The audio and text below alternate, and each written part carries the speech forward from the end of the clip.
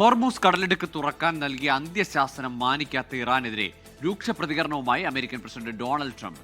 ഇറാനെ ഒറ്റ രാത്രി കൊണ്ട് അവസാനിപ്പിക്കുമെന്നാണ് ട്രംപിന്റെ മുന്നറിയിപ്പ്. ഭ്രാന്തൻ പരാമർശമെന്ന് പരിഹസിച്ച് ഇറാനും രംഗത്തെത്തി.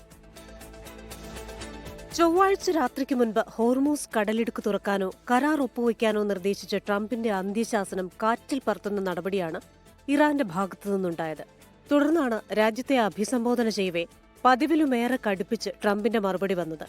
അന്ത്യശാസന സമയം കഴിഞ്ഞ് 4 മണിക്കൂർ, അതിനപ്പുറം പോയാൽ ശിലായുഗ ഭൂമി പോലെ ഇറാനെ മാറ്റുമെന്നാണ് ഭീഷണി.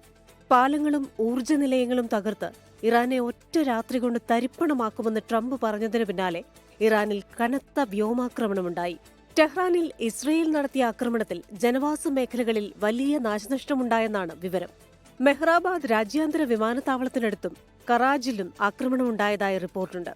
കുവൈത്തിൽ ഇറാൻ നടത്തിയ ആക്രമണത്തിൽ അമേരിക്കൻ സൈനികർക്ക് പരിക്കേറ്റതായും സൂചനകൾ വരുന്നു.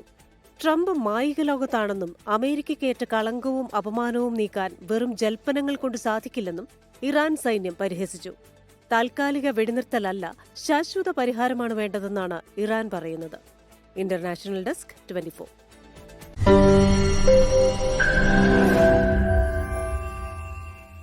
ലോകത്തെവിടെയായാലും ഏത് സമയത്തും 24 വാർത്തകളും ഓഗ്മെന്റഡ് റിയാലിറ്റി പാക്കേജുകളും എക്സ്പ്ലെയിനറുകളും വിശദമായി കാണാൻ ഞങ്ങളുടെ യൂട്യൂബ് ചാനൽ നിങ്ങൾക്ക് സബ്സ്ക്രൈബ് ചെയ്യാം.